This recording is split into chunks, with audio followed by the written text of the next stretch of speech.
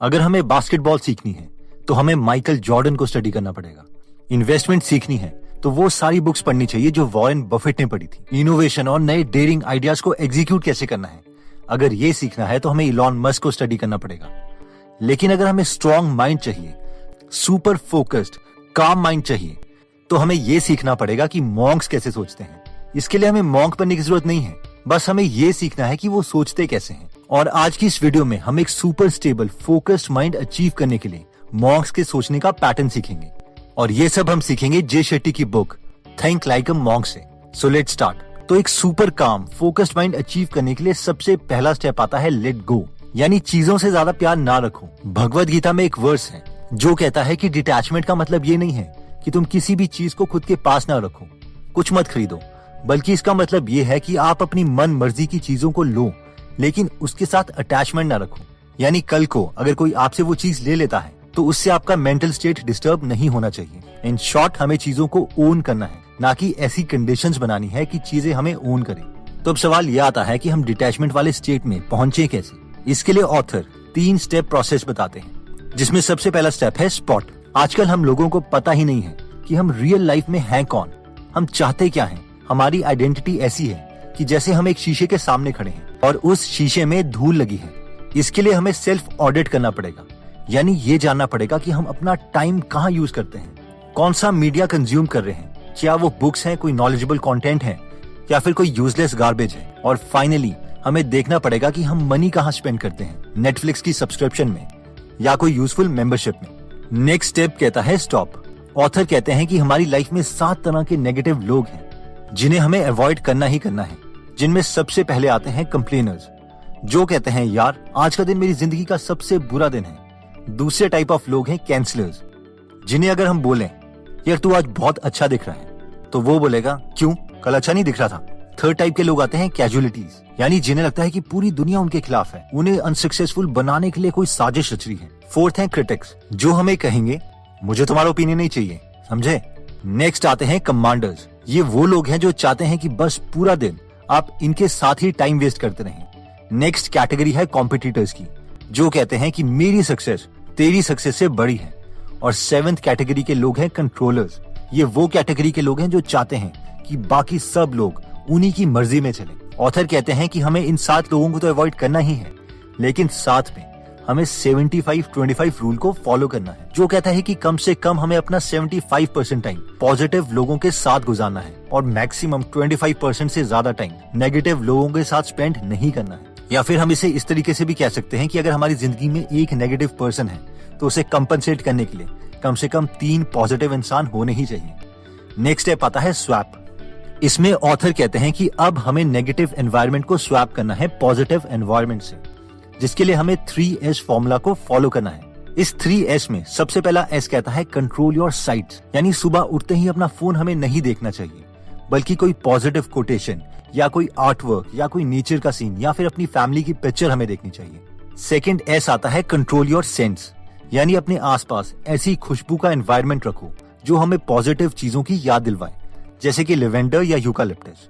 Third S कहता है control your sounds. Research बताती है कि यूजलेस एनवायरनमेंट साउंड्स हमारे दिमाग को थका देती है, इसीलिए हमें ऐसा एनवायरनमेंट क्रिएट करना चाहिए जहां पर हमारे आसपास पॉजिटिव काम साउंड्स हो, जैसे कि कोई मोटिवेशनल सॉन्ग या कोई भजन जो हमें पॉजिटिव रखे। स्टेप 2 आता है ग्रो। ऑथर कहते हैं कि अगर हमें लाइफ में ग्रो करना है तो हमें अपने धर्म को फॉलो करना पड़ेगा। इसमें धर्म का मतलब रिलीजन नहीं है, बल्कि वर्ण प्लस सेवा है। वर्ण का मतलब है हमारा पैशन या कोई एक्सपर्टीज, और सेवा का मतलब है दुनिया की सर्विस। यानी हम सब ग्रो तब होंगे जब हम अपनी एक्सपर्टीज से लोगों की हेल्प करेंगे। और ऑथर की ये डेफिनेशन जापानीज के कॉन्सेप्ट इकिगाई की जैसी ही है। और जब हम अपना ये धर्म अपनाते हैं तब हम हर दिन एक्चुअल में हैप्पीनेस के स्टेट में पहुंच सकते हैं। ग्रो होने के लिए ऑथर हमें बेस्ट डेली रूटीन्स भी बताते हैं, जो कि है 1, एक दिन पहले ही शाम को डिसाइड कर लो कि नेक्स्ट डे हमें अचीव क्या करना है। सेकंड, हमें 4 चीजों के लिए टाइम निकालना चाहिए, जिसमें T से पहले आता है थैंकफुल, यानी हर रोज तुम्हारी लाइफ में क्या पॉजिटिव हो रहा है उसके लिए टाइम निकालो। I यानी इनसाइट्स के लिए टाइम निकालो, जिसमें हम बुक्स या ऑडियो बुक सुन सकते हैं। M यानी मेडिटेशन के लिए टाइम निकालो, चाहे वो दिन में सिर्फ 10 मिनट ही क्यों ना हो। E यानी एक्सरसाइज के लिए टाइम निकालो, फिर चाहे वो 15 मिनट्स की एक्सरसाइज क्यों ना हो। फाइनली माइंड को बेस्ट स्टेट में पहुंचाने के लिए नेक्स्ट स्टेप आता है गिव।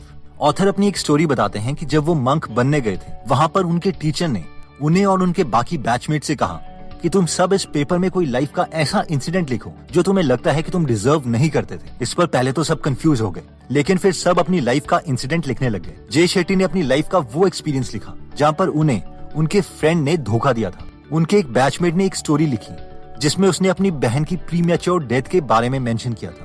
15 मिनट के बाद जब सब ने अपने नोट्स दिखाए तो हर इंसान ने अपनी लाइफ का कोई ना कोई नेगेटिव इंसिडेंट को लिखा था, जिस पर सीनियर मंक ने उन सब से कहा कि ये जो सारे पॉइंट्स तुमने लिखे हैं वो वैलिड हैं, ट्रू हैं, लेकिन ये सब नेगेटिव है। तुम सबको ऐसा क्यों लगता है कि जो भी तुम्हारी लाइफ में पॉजिटिव चीजें हुई हैं वो तुम डिजर्व करते हो? तुम सब अपनी फैमिली मेंबर्स के बारे में भी तो लिख सकते थे जिन्होंने तुम्हारी लाइफ को इम्प्रूव करने के लिए इतना टाइम इन्वेस्ट किया है जितना कि तुमने खुद नहीं किया।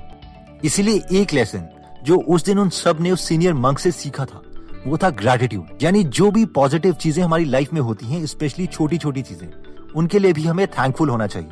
और ये बहुत सी रिसर्च भी प्रूव कर चुकी है कि ग्रैटिट्यूड यानी बार बार छोटी चीजों के लिए थैंकफुल होना डायरेक्टली रिलेटेड है हमारी हैप्पीनेस से। और इसके बाद ऑथर बोलते हैं कि मैं हर चीज के लिए थैंकफुल होने लग गया था। जब वो 9 साल के थे तो वो पहली बार इंडिया आए और रेड लाइट में जब उनकी टैक्सी रुकी तो उन्होंने सिग्नल में एक छोटी लड़की देखी जिसकी टांग नहीं थी और वो झुकी हुई थी, एक कूड़े के डब्बे से कुछ निकाल रही थी। जब वो सीधी खड़ी हुई तो ऑथर ने रियलाइज किया कि उसके तो हाथ भी नहीं थे।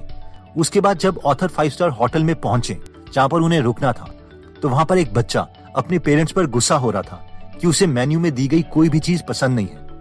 ये इंसिडेंट उन्हें बाद में याद आया जब उन्होंने मंक की ट्रेनिंग ली कि वो लंदन में अपनी कम्युनिटीज के साथ कितनी पार्टीज बनाते हैं, लेकिन दुनिया में ऐसे भी लोग हैं जो हर रोज इन चीजों के लिए काम कर रहे हैं कि उन्हें सिर्फ 2 वक्त का खाना ही मिल जाए। और सीनियर मंक के दिए हुए लेसन्स के बाद ऑथर छोटी छोटी चीजों के लिए भी थैंकफुल होने लगे। भगवत गीता का एक वर्स है जो कि कहता है, एक इग्नोरेंट इंसान खुद के लिए काम करता है जबकि एक वाइज इंसान दुनिया को बेटर बनाने के लिए काम करता है। ऑथर कहते हैं कि संस्कृत में एक वर्ड है मुदिता, जिसका मतलब है कि दूसरों की खुशी में खुशी ढूंढना।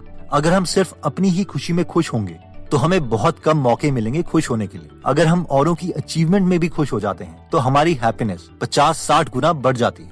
और इतना ही नहीं, इससे हमारा रिलेशनशिप बाकी लोगों के साथ स्ट्रॉन्ग भी हो जाता है। इन शॉर्ट, अगर हमें एक मंक की तरह सोचना है तो हमें एक मंक की तरह सर्व भी करना पड़ेगा, जिसका मतलब है कि बिना मतलब के लोगों को सर्व करना। तो दोस्तों, इस वीडियो में हमने एक मंक की तरह फोकस्ड और काम माइंड को अचीव करने के लिए 3 स्टेप्स देखे हैं। फर्स्ट है लेट गो, सेकंड है ग्रो एंड थर्ड है गिव। लेट गो में हमने 3 स्टेप देखे थे, spot, stop and swap. Spot का मतलब था कि सेल्फ ऑडिट करो कि हम अपना टाइम कहाँ स्पेंड कर रहे हैं, कौन सा मीडिया कंज्यूम कर रहे हैं और मनी कहाँ स्पेंड कर रहे हैं। एक बार जब हम सेल्फ एनालिसिस कर लेते हैं तो हमें नेक्स्ट स्टॉप करना है। उन सब चीजों को स्टॉप करना है जो लाइफ में हमें नेगेटिविटी देती है, जिनमें की 7 तरह के लोग हैं जो कि हैं complainers, cancellers, casualties, critics, commanders, competitors and controllers.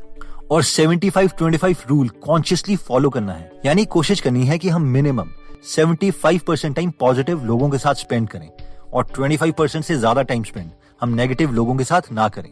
Step 2 था ग्रो। इस स्टेप में हमने देखा था कि हम ग्रो तभी कर सकते हैं जब हम धर्म को फॉलो करेंगे। और धर्म का मतलब रिलीजियस नहीं है, इसका मतलब है वर्ण प्लस सेवा, यानी अपनी एक्सपर्टीज को या अपनी स्किल्स को दूसरों की मदद के लिए यूज करना। इसमें हमने ये भी देखा था कि हमें 4 चीजों के लिए टाइम भी स्पेंड करना चाहिए, जिसमें टी का मतलब था थैंकफुल होने के लिए, यानी उन सब चीजों के लिए जो हमें मिली हैं। आई यानी इनसाइट्स के लिए, जैसे कि बुक्स या ऑडियो बुक्स सुनने के लिए। एम यानी मेडिटेशन के लिए टाइम निकालो। ई यानी एक्सरसाइज के लिए टाइम निकालो। और फाइनली जो थर्ड स्टेप है वो है गिव, यानी अनकंडीशनली लोगों के लिए सर्विस दो। ये मत सोचो कि अगर हमने किसी के लिए कुछ किया है तो उसे भी हमारे लिए कुछ करना ही चाहिए। Do not worry, nature reciprocate करती है, यानी जो आप अच्छा करोगे वो वापस हमारी लाइफ में आएगा ही आएगा। इसमें हमने ये भी देखा था कि अगर हम औरों की खुशी में खुश होते हैं तो हमें बहुत से चांसेस मिलेंगे खुश होने के लिए, वरना अगर हम सिर्फ अपनी खुशी में खुश हो रहे हैं तो हमें 1 या 2 चांस ही मिलेगा पूरे साल में।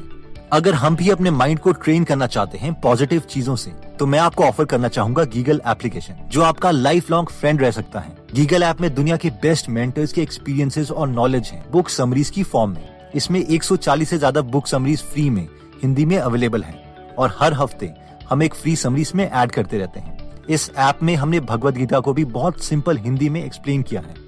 हमने तो अपनी तरफ से ये प्लेटफॉर्म बना दिया है, बाकी आपके ऊपर है कि आप टाइम वेस्ट करना चाहते हैं या खुद को इम्प्रूव। तो अगर आप इस एप्लीकेशन में इंटरेस्टेड हैं तो उसका लिंक हम डिस्क्रिप्शन और फर्स्ट कमेंट में दे देंगे। ये एप्लीकेशन एंड्रॉइड और iOS दोनों में अवेलेबल है। एनीवेज दोस्तों, अगर आपको लगता है कि ये वीडियो आपके किसी फ्रेंड या फैमिली मेंबर के काम आ सकती है तो ये वीडियो आप उनके साथ जरूर शेयर करें। अगर आप ऐसी नॉलेजेबल वीडियोस मिस नहीं करना चाहते तो सब्सक्राइब करने के बाद बेल का बटन दबाना मत भूलिएगा।